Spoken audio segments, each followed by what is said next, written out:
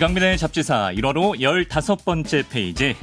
오늘 이분과 시간 얘기하다 시간 가는 줄 모를 수 있습니다, 여러분. 시간 측정의 역사에 대해서 소개해 주실 김범준 성균관대학교 물리학과 교수님을 자리에 모셨습니다. 교수님 어서 오십시오. 예, 안녕하세요. 성균관대학교 물리학과에 있는 김범준입니다. 반갑습니다. 일단 잡지사 애독자 여러분께 많이들 아는 분도 계시겠지만 자기소개 간단히 부탁드릴게요. 저는 물리학자인데요. 네. 물리학의 여러 다양한 전공 분야가 있는데 제가 전공하고 있는 분야는 통계 물리학이라는 분야입니다. 네. 통계 물리학은 굉장히 많은 입자들이 있을 때 전체가 어떤 특성을 보여주는지를 연구하는 물리학의 아주 중요한 전공 분야 중에 하나예요. 네. 통계 물리학을 전공하고 계신. 하지만 오늘은 시간에 대해서, 예, 시간 맞습니다. 측정에 대해서 또 말씀을 해주실 김범준 교수님을 모셨고요. 정말 강의 외에도 다양한 활동하고 계신데 진짜 금쪽 같은 시간을 오늘 내주셔서 대단히 감사드립니다. 예. 자, 그나저나 앞서서 드릴 말씀이 있는데 요즘 아주 서점가의 화제의 신간이 나왔습니다, 여러분. 예, 1초의 탄생. 해시계부터 원자시계까지 시간 측정의 역사 이렇게 되어 있는 책인데 체드 오젤이란 이제 외국의 교수님께서 쓰셨고 우리 여기 계신 김범준 교수님께서는 감수에 또 힘써 주셨고요. 또 과학 크리에이터 궤도 씨를 포함해서 많은 분들이 강력 추천하고 있는 화제의 신간이라 할 수 있겠습니다. 감사하게도 그 출판사에서 저희 회사에 몇 권을 보내주셨는데 저는 이 주제가 굉장히 흥미롭고 읽으면서도 재밌어서 내돈내산으로 한 권을 따로 샀습니다. 이걸 제 돈으로 산 책이고요. 대신에 저희가 이제 출판사에서 제공해 주신 책을 우리 구독자 여러분께 좀 보내드릴까 하는데요. 오늘 방송을 보시고 이강민의 잡지사 유튜브 댓글창에 나름의 감상평을 좀 자유롭게 남겨주시면 저희가 5분을 선정해서 이제 1초의 탄생 이 책을 보내드리겠습니다. 좀 재밌고 개성 넘치는 댓글을 많이 달아주시면 저희가 다 확인해 보도록 하겠습니다. 교수님, 제가 여기서는 잡지사 편집장이랍시고 이러고 있습니다만 이제 평소에는 생방송을 아주 많이 하는 아나운서거든요. 아나운서들이 방송을 하다 보면 시간을 계속 재면서 일을 하는 좀 편인 것 같은데 그래서 저에게 시간이란 약간 좀 압박감 내지는 대중과의 약속 좀 이런 느낌인 것 같은데 물리학자에게 시간이란 어떤 개념으로 다가오는지도 궁금하거든요. 놀랍게도 네. 물리학자들은 아직 시간이 무엇인지 정확히 알고 있지 못합니다. 네? 누가 알아요? 그럼 물리학자분들이 모르면. 그 물리학에서 네. 시간이라는 개념이 본격적으로 다뤄지기 시작한 게 다들 아시는 물리학자 뉴턴에 의해서예요. 네. 그리고 물리학자인 뉴턴이 가지고 있던 시간에 대한 개념을 이어받은 사람이 네. 철학자 칸트입니다. 칸트가. 그래서 사실 칸트의 시간 개념이 네. 그 아이작 뉴턴의 시간 개념과 사실 거의 같은데요. 어. 이 두 분들에게 시간은 어떤 거냐면 예. 우리가 무언가를 경험하는 경험의 대상은 아니고요. 네. 우리가 경험한 것을 기술하는 네. 일종의 형식, 일종의 틀이라고 생각했어요. 네. 그래 이런 걸 그 물리학자들은 뉴턴과 칸트의 절대 시간이라고 부릅니다. 네. 그러니까 어떤 뭔가 변화가 일어나고 있는데요. 네네네. 그게 뭐가 움직이든 떨어지든 그런데 시간이라는 거는 움직임 자체가 아니라 네. 무언가가 변할 때 네. 그 변화를 기술하는 형식에 불과하다라는 그런 개념이었어요. 근데 칸트의 이 시간 개념, 뉴턴의 시간 개념이 네. 이후에 급변하게 된 것이 다들 들어보셨을 20세기의 가장 위대한 네. 물리학자 중 하나인 아인슈타인의 특수상대성 이론에서였어요. 상대성 이론 아인슈타인. 예. 그 특수상대성 이론에서는 시간과 공간을 그 전에는 독립적인 별개의 형식이라고 생각했었는데 네. 아인슈타인은 둘이 움직이는 관찰자에게는 시간과 공간이 서로 맞물려 있어서 어떤 경우엔 긴 시간을 우리가 보게 되면 거리는 짧아지고 예. 이와 같이 시간과 공간이 서로 맞물려 있다. 그리고 어떤 관찰자가 보는지에 따라 시간과 공간이 달라진다. 예. 그래서 사실 우리가 이걸 상대성 이론이라고 부르는 이유입니다. 그렇군요. 그 다음에 이어진 것이 이제 아인슈타인의 일반 상대론이에요. 네. 일반 상대론에서는 질량이 있는 물체가 있으면 그 물체 주변에 네. 시공간이 변형된다라는 걸 보이게 됩니다. 예. 그래서 칸트와 뉴턴의 시공간은 물체가 있든 없든 아무 상관없이 주어져 있는 거였는데 아인슈타인은 물질이 있으면 시간과 공간이 그 주변에서 변형된다는 변한다. 것을 보인 거죠. 예. 근데 아직도 물리학자들은 시간과 공간을 이용을 해서 물체의 운동을 기술하긴 하는데요. 네. 정말로 시간이 무엇인지 묻는다면 사실 답을 알고 있지는 못합니다. 아주 참 묘한 거예요. 이게 알면 알수록 알기가 어려운 예, 개념인 좀 것 같아요. 제가 생각해 보니까 재밌는 게 있는데요. 예. 우리가 무언가를 알고 있으면 네네. 우리는 그걸 잴 수 있습니다. 아, 무언가를 알면 잴 수 있다. 예. 측정할 수 있죠. 예. 그래서 알면 잴 수 있어요. 네. 근데 시간은 네. 잴 수는 있는데 네. 알지는 못합니다. 오, 특이한 예. 거네요. 예. 그래서 지금 현재 시간이 물리학자들에게는 가장 정확하게 측정할 수 있는 양이에요. 아, 엄청나게 정확하게 측정해요. 가장 정확하게 측정할 예. 수 있는 게 시간이다. 예. 물리학자에게. 예. 그런데 예. 측정은 하지만 네. 시간이 과연 도대체 무엇인지를 아직은 알고 있지 못하다는 것이 상당히 흥미롭죠. 길이나 뭐 높이 이런 것보다도 더 정확한 개념이 정확하게 측정할 수 있는 예, 게 맞습니다. 시간이다. 예, 엄청나게 정확하게 측정합니다. 제 정도 수준에서는 이렇게 2, 3분 이게 친숙하게 설명을 해주셔도 전혀 뭐 접근하기가 쉽지 않은데 그럼에도 불구하고 오늘은 시간 측정의 역사 이렇게 가장 정확하다고 하는 시간 측정이 어떤 역사를 거쳐서 이루어졌는지 좀 말씀을 들어보도록 하겠습니다. 지금 이 순간에도 1초, 2초 시간이 흐르고 있는데요. 교수님, 이 초라는 개념은 뭐 1초의 탄생, 책 제목이기도 합니다만 어떻게 탄생했으며 그리고 우리가 1초라고 했을 때 그 길이는 그 시간의 길이는 어떻게 정해지게 된 건지 궁금하거든요. 이 책, 네. 1초의 탄생, 이 책은 상당히 독특한데요. 네. 말씀드린 것처럼 물리학에서 시간의 의미가 뭔지를 묻지 않습니다.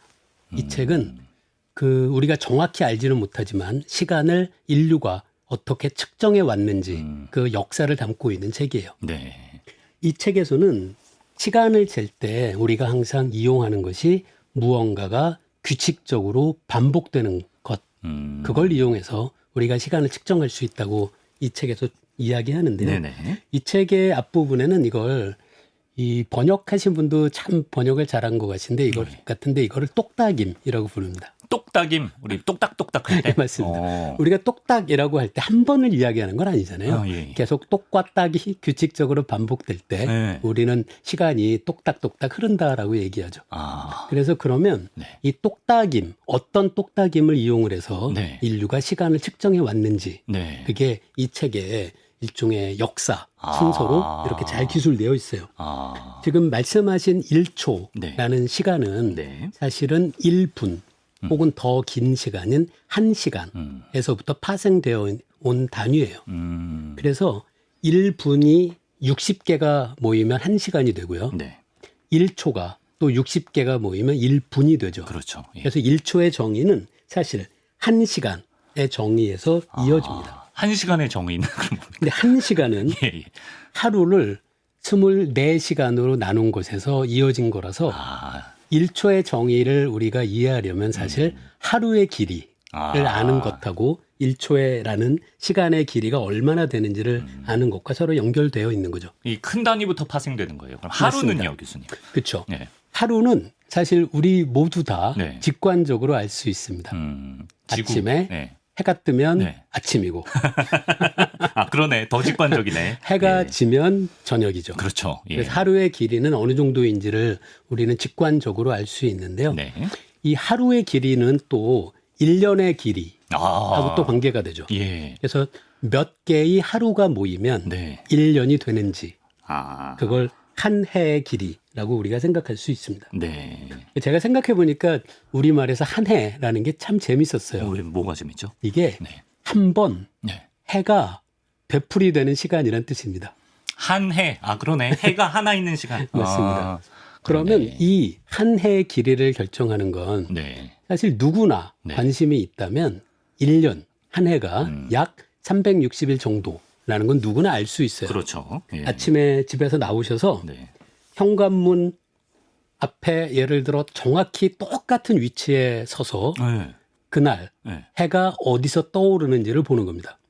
아, 해가 어디서 떠오르는지. 그 방향을 예. 기록해 놓으시면 예. 매일매일 해가 뜨는 위치가 조금씩 변하거든요. 어. 유심히 보다 보면 네. 어느 정도 긴 시간이 지나고 다시 똑같은 위치에서 해가 뜨는 위치를 보면 아, 그 위치가 같아지는 날짜가 있습니다. 네. 그래서 네. 해가 뜨는 위치가 네. 반복되는 주기, 그게 바로 1년의 길이, 우리가 한 해라고 부르는 시간의 길입니다. 현관문에서 해가 가장 똑같은 날이 돌아오는 그 사이클이 맞습니다. 한 해가 되는 겁니다. 예. 그래서 1년의 길이가 약 360일 정도라는 것은 사실 많은 문화에서 네. 알고 있었어요. 네. 사실 아마 다들 아시겠지만 단군 신화에도 네네. 그 뭐 단군이 나오지? 예. 인간의 360여 가지 일을 관장했다. 뭐 그런 얘기가 그런 얘기가 있어요? 360이라는 숫자가 예. 과연 어디서 나왔을까라고 생각하면 아마도 360번 반복되면 그게 전체다라는 개념이 반영된 것이 아닐까라고 제가 생각해 본 적은 있는데요. 네. 제가 역사학자는 아니라서 예. 뭐 100% 확신할 수는 없지만 예. 아마도 360이 모이면 전체가 된다라는 개념은 우리 고대 그 단군 신화에도 반영된 것 같습니다. 네. 근데 사실 정확히 보면 361하고 조금 달라요. 아, 그 뒤에 붙는 숫자가요? 네, 맞습니다. 예. 우리 다 예. 그 1년이 요즘은 365일이라는 걸 다들 알고 있잖아요. 그렇죠. 예. 그래서 과거에도 361이 아니라 365일이 한 해라는 것을 많은 문화권에서 발견했습니다. 네, 네. 그래서 고대 이집트에서도 네. 30일인 12달을 모아서 네. 361을 만들고요. 네, 네. 남는 5일은 네. 각 날마다 네. 그 이집트의 신을 기념하는 날짜를 5날짜를 둬요. 그래서 365일이라는 걸 알고 있었고요. 네, 네. 그 마야, 그 중남미, 중미 지역에 있었던 마야 문명에서도 네. 1년의 길이가 365일이라는 건 또 알고 있었습니다. 근데 교수님, 이렇게 해가 똑같은 높이에 오는, 그러니까 그게 우리가 지구가 태양을 한 바퀴 도는 게 1년이라고 하지 않습니까? 예, 예. 예. 그랬을 때 그 시간 동안 해가 지고 해가 뜨고가 한 360번 정도가 반복이 됐기 때문에 당연히 뭐 360일, 365일 이렇게 나오는 거. 그렇죠. 그 것이죠. 예. 지금 우리는 알고 있죠. 네. 태양을 기준으로 해서 지구가 네. 상대적으로 똑같은 위치에 올 때까지 걸리는 시간이 365일입니다. 유심히 보면 네. 해가 뜨는 위치를 말씀하신 것처럼 네. 제가 말씀드린 것처럼 해가 뜨는 방향을 유심히 살펴도 네. 한 해의 길이를 알 수 있고요. 예. 해가 남쪽에 떴을 때 네. 가장 높이 떴을 때가 언젠지를 재면 네. 그때가 우리가 하지라고 하는 날이에요. 낮이 가장 긴. 그렇죠. 그죠? 그러면 그 다음에 예. 시간이 지나서 또 365일이 지나면 네. 남쪽 하늘에 네. 해가 가장 높이 떴을 때의 해의 고도가 똑같아지는 날이 있겠죠. 그래서 해 뜨는 걸 기준으로 하셔도 되고 예. 해가 지는 걸 기준으로 해도 되고 남쪽에 해가 가장 높이 뜬 날을 기준으로 해도 되고 우리는 결과는? 365일이라는 걸 알아낼 수 있습니다. 네, 그렇군요. 앞에서 제가 이집트에서는 달력이 30일을 모아서 한 달을 구성하고 네. 그 달이 12개가 모여서 360일이 된다라는 그렇습니다. 말씀을 드렸는데요. 예, 예. 한 달이라고 하잖아요. 네. 우리가 한 네. 해라고 할 때 해가 기준이듯이 네. 한 달은 또 당연히 달이 기준입니다. 달.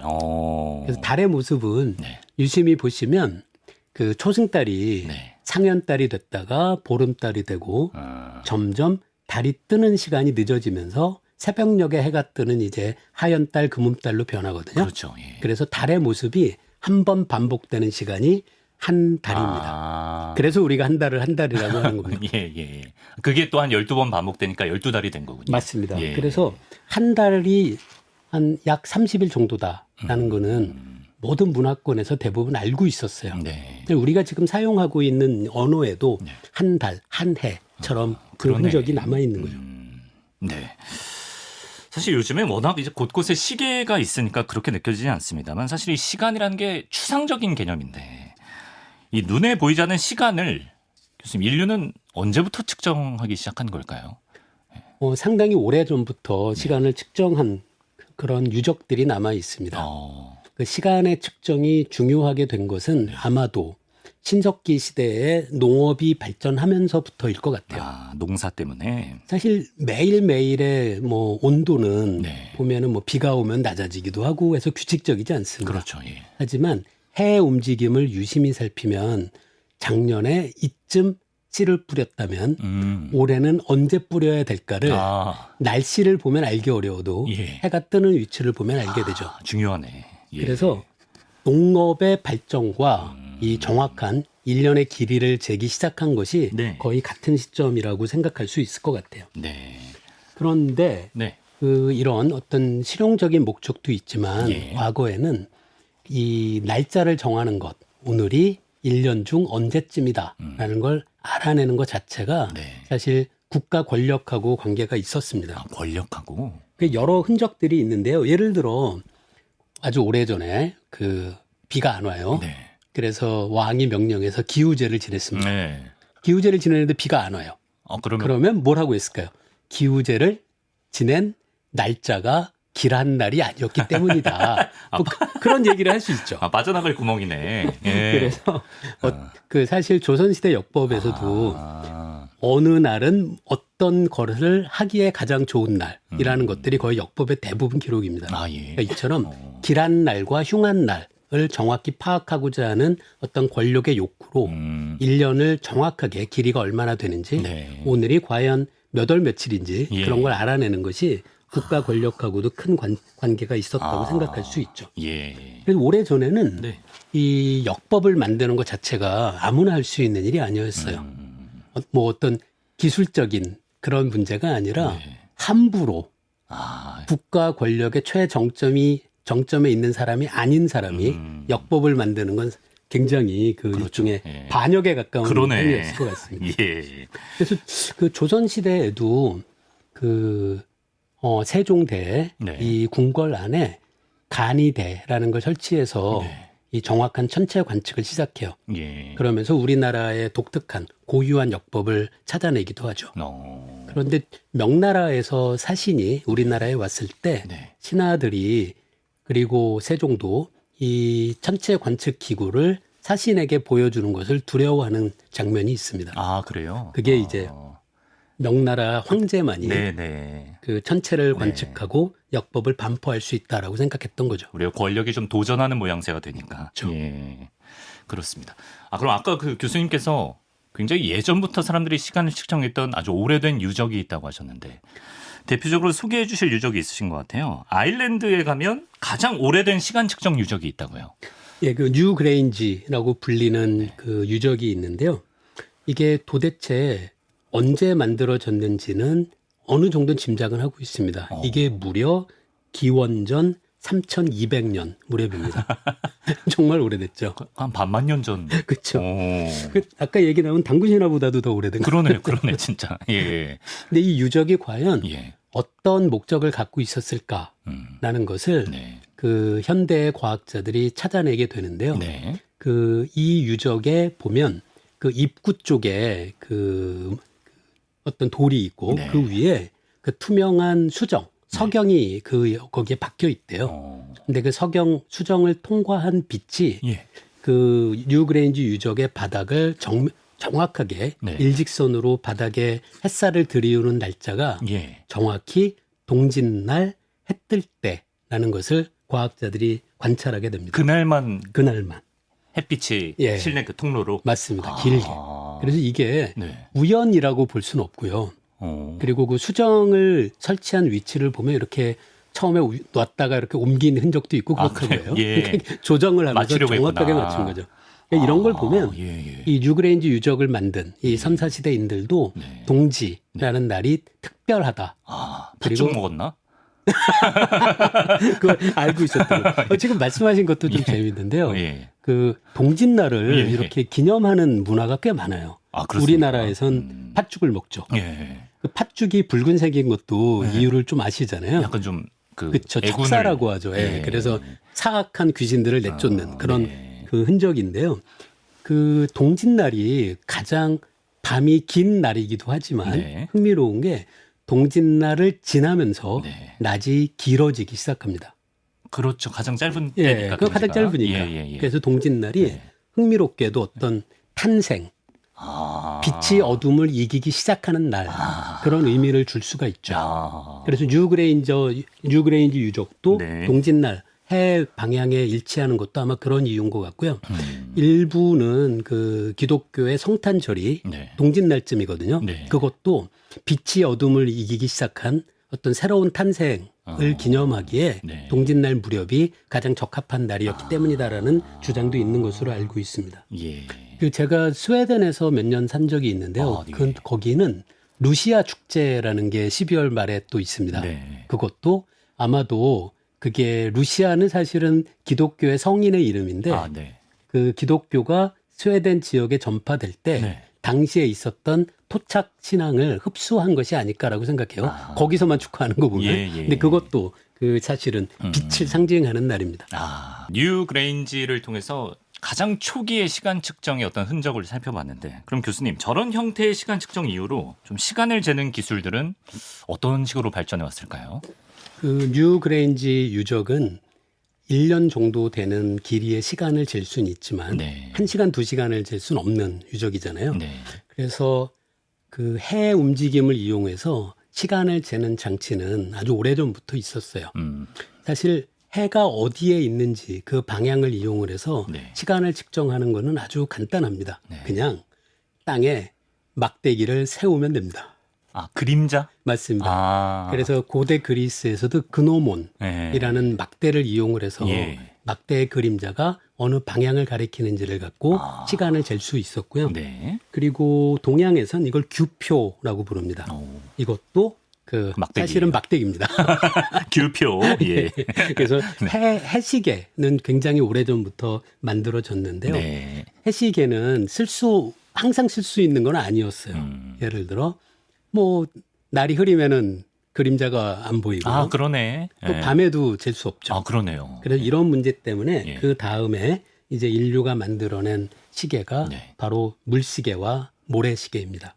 물시계와 모래시계는 밤에도 잴 수 있고, 밤에도 잴 수 있고, 비가 와도 날씨가 잴 수 있고. 잴 수 있고요. 맞습니다. 예. 그러네요. 그런데 모래시계와 물시계가 물리학의 입장에서는 굉장히 독특하게 달라요. 어떻게 그게 다르죠? 예. 모래시계는 모래가 모래알이 아래로 떨어지면서 얼마나 아래에 모래가 있는지를 갖고 시간을 측정할 수는 있습니다. 근데 모래시계는 이 모래에 대한 물리학 연구도 상당히 오래 진행되어 왔는데요. 모래시계는 흥미로운 게 모래알이 위에서 내려올 때 모래알이 떨어지는 그 속도가 시간이 지나도 거의 변하지 않고 균일해요. 그래서 그런 면에선 시간을 측정하기에 좋은 장점이 있는데요. 뭐 다들 아시겠지만 모래시계가 아래에 그 모래알이 그 모이면 판판하지 않고 이렇게 산처럼 되잖아요. 그래서 아래에 모래가 얼마나 있는지를 우리가 정확히 재기는 어렵죠. 그러네요. 장점과 단점이 같이 있습니다. 한편 물시계는 당연히 아래에 떨어진 물의 수면은 항상 수평하니까 아래에 물이 얼마나 있는지 재기는 정말 좋은데 문제가 있습니다. 물시계는 한번 여러분들 해보셔도 되는데요. 그 물병에다가 페트병에 물을 담아놓고 아래쪽에 구멍을 내면 처음에는 물이 콸콸 나오다가 물이 점점 수면이 내려가면 나중엔 졸졸 나옵니다. 수압 때문인가? 맞습니다. 이게 물이 나오는 속도가 이 높이에 따라서 달라져서 물시계는 그 수평하기 때문에 물이 얼마나 있는지 재기에는 편하지만 이 균일하게 내려오는 것이 아니라서 물시계로 시간을 재는 것은 그런 어려움이 있죠. 생각해보니까 좀 외람되지만 소변 볼 때도 좀 그러지 않습니까? 소변 보는 것도 사실 마찬가지죠. 그렇죠. 양이 차 있을 때는 이 방광에 담겨 있는 소변의 양이 많을 때는 당연히 압력이 클 테니까 콸콸이고요. 나중엔 졸졸 받습니다. 같은 물시계의 단점이네요, 이게. 그런데 이걸 그 물시계는 그래도 오래 전부터 그 인류가 이용했는데요. 그 고대 이집트에서 사용했던 그 물시계 유물이 지금도 있어요. 근데 이게 제가 알기로 이름이 카르낙 클렙시드라라고 불리는 이 유물입니다. 유튜브 화면으로 보실 수 있습니다. 이 유물을 보시면 아래쪽은 좁고 위쪽은 넓어지는 모습이죠. 그러네요. 이게 놀라운 그 장치예요. 왜죠? 앞에서 말씀드린 것처럼 물이 거의 가득 차 있을 땐 물이 한 번에 많이 나옵니다. 그렇죠. 그런데 윗부분은 면적이 넓잖아요. 그래서 위에서는 물의 수면이 내려가는 것이 천천히 내려가게 돼요. 하지만 물은 콸콸 나오고요. 하지만 물의 수면이 낮아지면 밑에는 면적이 좁아지니까 좁아요. 예. 수면 언뜻 생각하면 높이가 빨리 낮아질 것 같지만 네네. 수면이 아래쪽에 있을 땐 물이 졸졸 나오잖아요. 네. 그래서 저런 모양으로 만들면 아. 내부에 네. 눈금을 균일하게 매겨놔도 네. 이 균일한 눈금을 따라서 시간이 아. 균일하게 우리가 측정할 수 있는 장치입니다. 그걸 보정한 거네. 네, 맞습니다. 어. 저걸 우리 그 이집트 분들이 예, 예. 알고 했을 것 같지는 않습니다. 그런데 아, 그래요? 저걸 네네. 네. 그 유체역학을 이용해서 계산을 할 수 있는데요. 네. 그러면 이제 항아리의 저 모습이 네. 그 높이가 그 이 중심 축으로부터의 거리에 네. 4승에 비례하는 방식으로 만들어야 돼요. 그걸 현대의 물리학자들은 계산해서 보일 수 있거든요. 아, 예. 근데 그렇게 계산했을 리는 없거든요. 그래서 아마 모양을 계속 그렇구나. 바꿔가면서 아. 내부의 눈금을 균일하게 매겨도 네. 이게 수면이 균일하게 내려오는 이 항아리의 모습을 시행착오로 찾았을 것 끝없는 같아요. 시행착오지 정말. 이거 어쨌든 놀라운 장치입니다. 그러네, 균일하게. 진짜. 저렇게 하면 내부의 눈금을 균일하게 해도 오. 시간이 신기하다. 정확하게 단순해 같은 보이는데 비율. 단순한 게 아니에요. 예, 그래서 네. 저도 저 얘기 듣고 정말 흥미로웠어요. 야. 근데 물시계가 두 가지가 있습니다. 예. 저런 거는 유출형 물시계라고 해요. 네. 물이 흘러나오는 걸 이용한 장치죠. 근데 유출형 물시계는 아까 말씀드린 것처럼 수면이 낮아지면서 수면이 내려오는 것이 이제 그걸 잘 저렇게 보정하지 않으면 균일하지 않은 문제가 그렇죠. 있습니다. 예. 유출형 물시계 말고 네. 유입형 물시계도 있습니다. 이건 물이 들어오는 걸 이용한다는 얘기인데요. 네. 이거는 어떤 아이디어냐면 사실 간단해요. 네. 앞에서 제가 그 물시계를 보여드렸는데요. 네. 저 물시계 아래에 물이 고이는 또 다른 용기를 둬요. 그러면 처음에는 칼칼 나오고 나중에 졸졸 나오니까 그렇죠, 그렇죠. 이 아래쪽에 이 원통형을 생각하면 예. 이 수면이 올라오는 게 처음에는 빨리 올라오고 나중에 천천히 올라오잖아요. 그렇죠. 그 이유가 위에 있는 물탱크의 물의 수면의 높이가 변하기 때문이에요. 그럼 아이디어는 네. 위에 있는 네. 물탱크의 수면의 높이를 일정하게 해주면 돼요. 그렇죠. 예. 어떻게 하면 될까요? 저렇게 만들어야 되나? 사실 알고 나면 정말 예. 기발한데요. 예. 물이 계속 넘치게 하면 됩니다. 아, 물이 넘치면 고민이 없죠. 저 그러면 그러네. 이 탱크 부분의 수면이 항상 일정하게 유지가 되잖아요. 예, 예. 근데 정말로 이런 방식으로 이 물시계를 제작해요. 이 물시계에 대해서 네. 이 1초의 탄생, 이 책에서 소개된 아주 놀라운 물시계가 만들어진 것이 예. 1100년경에 그 중국 송나라의 소송이라는 사람이 만든 수운의상대라는 12m 높이의 물시계가 네. 있습니다. 네. 이 물시계는 바로 이게 이렇게 그 물레방아 같은 게 있거든요. 예. 이 물레방아에 이렇게 컵 같은 게 쭉 이 원줄을 따라서 붙어 있고 네. 이 컵의 바깥에서 유입형 그걸 이용을 해서 물이 균일하게 이 컵에 고입니다. 네. 그러면 무거워지니까 바퀴가 돌아가잖아요. 그걸 이용을 해서 네. 물이 흘러 내려오는 것을 일종의 물시계의 구동력, 에너지를 공급하는 용어로도 이용하고 네. 이게 내려갈 때 위에 이렇게 걸리는 게 있어서 네. 한번 째깍하고 가고 네. 물이 충분히 고이면 또 째깍하고 돌아가거든요. 그렇죠. 예. 시간을 또 균일하게 할 수도 있어요. 그래서 아주 놀라운 장치입니다. 사람이 계속 물 퍼다 나르지 않아도 네, 계속 그렇죠. 알아서 돌아가는 물만 거네요. 계속 균일하게 떨어지게만 하면 예. 구동력도 물의 중력이 제공하고 예. 그 다음에 돌아가면서 시간을 균일하게 하는 것도 물을 이용한 1100년의 이걸 어떻게 생각해요? 아주 흥미로운 장치죠. 그렇죠. 예. 거의 천년 규칙입니다. 그러니까. 예. 근데 이 물시계가 네. 사실 서양에서는 이런 방식의 물시계가 잘 만들어지지 않는데요. 동양에선 이런 물시계 제작이 이어져서 네. 그 여러분도 다 들어보셨을 네. 그 세종대의 그 장영실이 만든 자경루. 자경루. 자경루도 유입형 물시계입니다. 아, 그래서 그렇군요. 자경루도 예. 굉장히 그 정교하게 네. 그 물의 그 낙하를 이용을 해서 그걸 그 이용한 네. 아주 정교한 물시계를 만든 게 바로 아하. 이 장영실의 자경루죠. 예. 창경궁에 가시면 또 보실 수가 있습니다. 예. 서두에서 이제 교수님께서 물리학자들이 시간 측정은 잘하고 시간에 대해서는 아직도 알지 못한다 말씀하셨는데 저희가 시간 측정을 오늘 잘못해가지고 일단 한편으로 저희가 교수님 모시고 시간 측정의 얘기를 들어보려다가 급하게 2부작으로 연장을 좀 해보기로 했습니다. 그래서 오늘은 여기까지 물시계 얘기까지 해보고요. 다음 주에 좀 기계식 시계를 포함해서 여러 가지 시간 측정에 대한 이야기 좀 추가적으로 해볼 예정인데 저희가 이 1초의 탄생 5권 우리 구독자 여러분께 보내드린다고 말씀드리지 않았습니까? 다음 주로 연장된 김에 우리 또 김범준 교수님께 혹시 시간 관련해서 혹은 시간 측정 관련해서 좀 궁금증이 있으신 분이 있으시면 댓글을 달아주세요. 그럼 저희가 5분을 선정해서 그분들께 책을 드리고 또 다음 주에 또 질문도 드려보는 그런 시간을 가져보면 좋지 않을까 싶습니다. 오늘은 여기서 1부를 마치도록 하겠습니다. 성균관대 물리학과 김범준 교수님 모시고 시간 측정의 역사 알아봤습니다. 교수님 다음 주에 뵙겠습니다. 고맙습니다.